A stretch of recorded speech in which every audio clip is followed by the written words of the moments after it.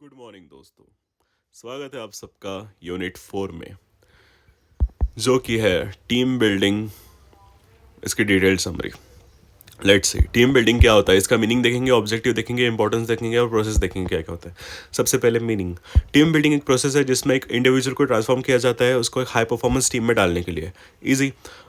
इनमें इसमें activities involve होती है जिसमें ट्रस्ट होता है, कम्युनिकेशन होता है, कोलैबोरेशन होता है और परफॉर्मेंस ओवरऑल देखी जाती है। इसमें सपोर्ट इनकरेज किया जाता है, शेयर्ड गोल्स होते हैं, पॉजिटिव वर्क एनवायरनमेंट होता है। ठीक है। अब इसका ऑब्जेक्टिव्स देखते हैं क्या क्या है, क्यों किया जाता है, क्या है ऑब्जेक्टिव्स। तो ऑब्जेक्टिव्स है सबसे पहले इंप्रूव कम्युनिकेशन, कम्युनिकेशन इंप्रूव होती है, ट्रस्ट बिल्ड होता है एक दूसरे के ऊपर, कोलैबोरेशन एनहांस होता है, इसमें प्रोडक्टिविटी बहुत ज़्यादा बढ़ जाती है एक दूसरे की क्योंकि साथ में काम करते हैं, एक दूसरे का मोराल बढ़ता है। अकेले मोराल नहीं बढ़ता। क्या बोल रहा हूँ, पागल हो क्या मैं। एक्चुअली बात ऐसी है कि मैंने इससे पहले भी रिकॉर्ड किया था और मेरा माइक्रोफोन ही चालू नहीं किया था मैंने, सो फकअप पूरा 20 मिनट का चला गया। छोड़ो, फिर से करते हैं।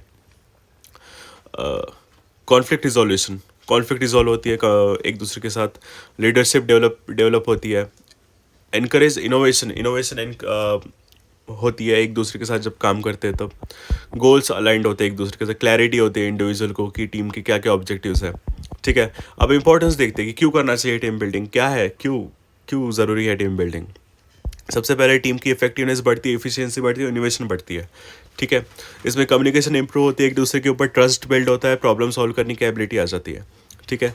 लीडरशिप और रिजलियंस बढ़ जाती है, और एम्प्लॉय की जो एंगेजमेंट है और अकाउंटेबिलिटी एक दूसरे के साथ वो बढ़ जाती है।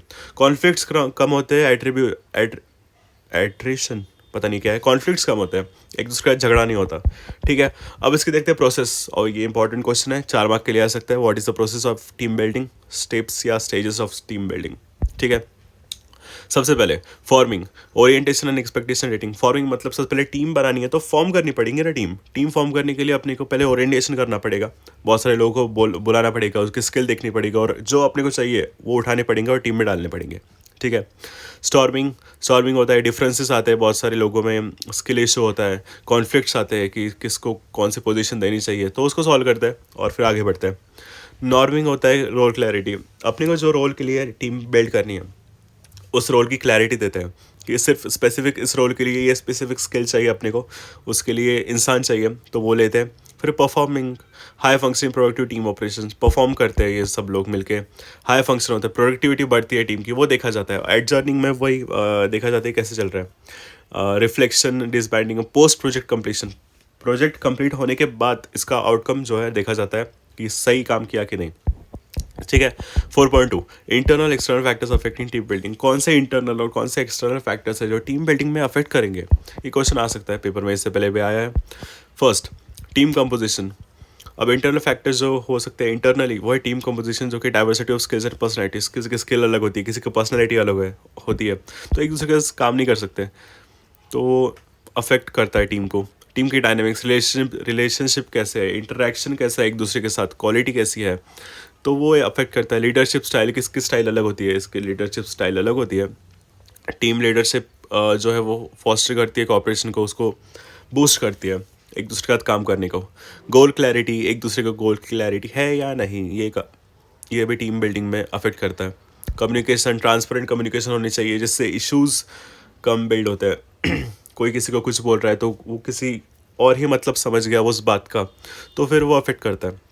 ट्रस्ट होना चाहिए, रिस्पेक्ट होनी चाहिए एक दूसरे के लिए, और कॉन्फ्लिक्ट मैनेज करता आना चाहिए। किसी कॉन्फ्लिक्ट तो होती है कॉर्पोरेशन में, तो उसको मैनेज करने की स्किल होनी चाहिए तुमको, जो कि ये टीम को जो है स्ट्रेंथ देती है, स्ट्रेंथन करती है। मोटिवेशन और एंगेजमेंट। मोटिवेशन होनी चाहिए ऑफकोर्स, लास्ट में यही पॉइंट आता है मोटिवेशन, क्योंकि सब कुछ सही रहा और मोटिवेशन ही नहीं रहा काम का तो क्या फ़ायदा। देन है एक्सटर्नल फैक्टर्स।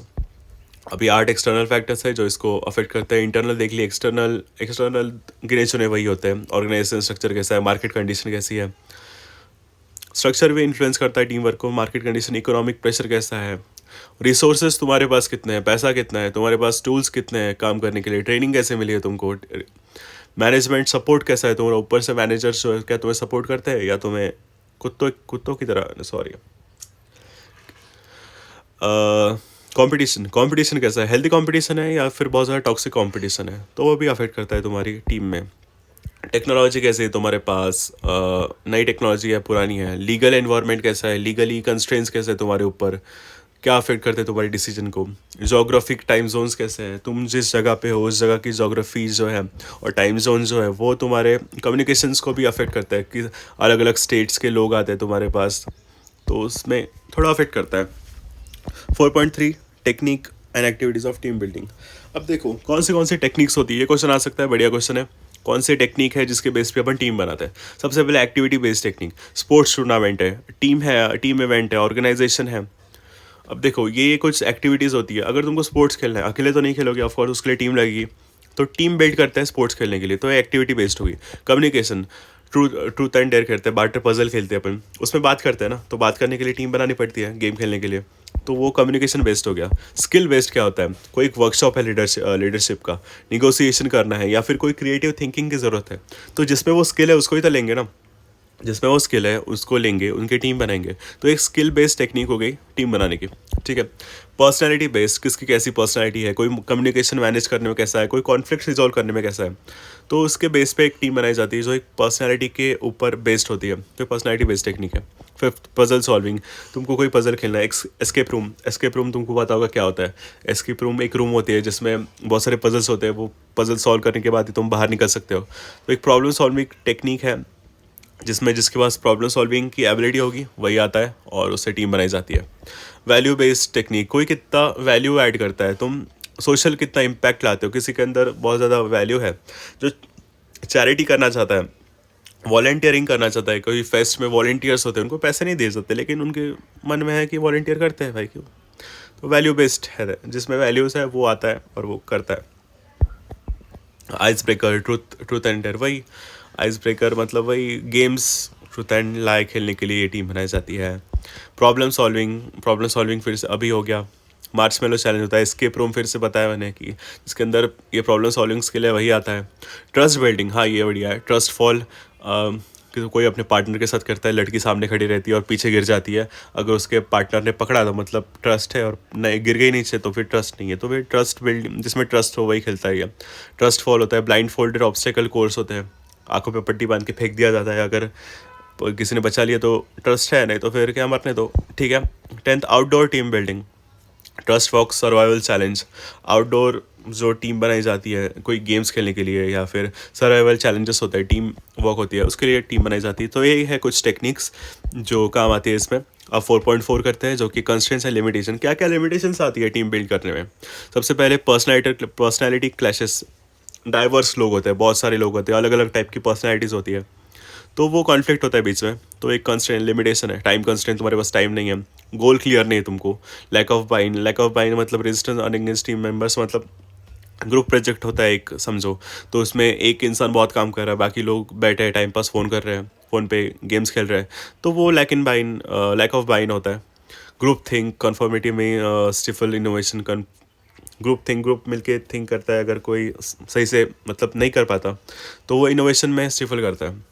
इनअप्रोप्रिएट एक्टिविटीज़, अगर कोई काम करने की जगह कोई टाइम पास कुछ भी चीज़ इनअप्रोप्रिएट चीज़ करते रहता है तो वो इफेक्टिवनेस को वो करती है, तो एक लिमिटेशन है।